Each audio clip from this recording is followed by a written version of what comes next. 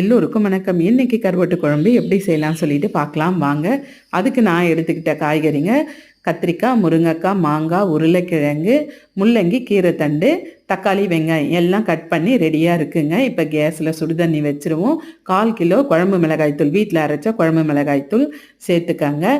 முருங்கைக்காய், முள்ளங்கி, தக்காளி, வெங்காயம் எல்லாத்தையும் போட்டு நல்லா கொதி வரட்டுங்க. இப்போ மொச்சக்கட்டையை 5 விசில் விட்டு 1/2 கிலோ மொச்சக்கட்டை வேக வச்சுருக்காங்க. இப்போ கத்திரிக்காயும் உருளைக்கிழங்கும் இந்த நேரம் சேர்த்துடலாம். இது எல்லாம் கருப்பாயிடும் இல்லைங்களா, தண்ணியில் போட்டு வச்சுருங்க. இது கொதித்த பிறகு இது பாதி வந்த பிறகு அதுக்கப்புறமா நம்ம மாங்காவும் கீரை தண்ணும் சேர்க்கணும். முதல்லையே சேர்த்துட்டோம்னா குழஞ்சிரும் இல்லைங்களா, அதனால தான். இது நல்லா கொதிக்கும்போது மொச்சக்கொட்டை வேக வச்ச மொச்சக்கொட்டையை நம்ம சேர்த்துடணுங்க. இதுவும் ஒரு கொதி வரும்போது கரைச்சி வச்சுருக்க புளி தண்ணியை சேர்த்துடணும். இந்த குழம்புக்கு தேவையான அளவு புளி தண்ணி. எல்லாம் காரம், உரப்பாக, புளிப்பு எல்லாமே சேர்ந்து இருக்கணுங்க. அப்போ தான் நல்லாயிருக்கும் கருவாட்டு குழம்பு. கருவேப்பிலை, கொத்தமல்லி தூவி விட்டுருங்க. பச்சையாக கழுவி வச்சுருக்க குழம்பு கருவோடு சேர்த்துருங்க. கம்ம கம்மன்னு வாசம் வருங்க கருவாட்டு குழம்பு. அப்போ தாளிப்பு கொடுத்துருவோம்.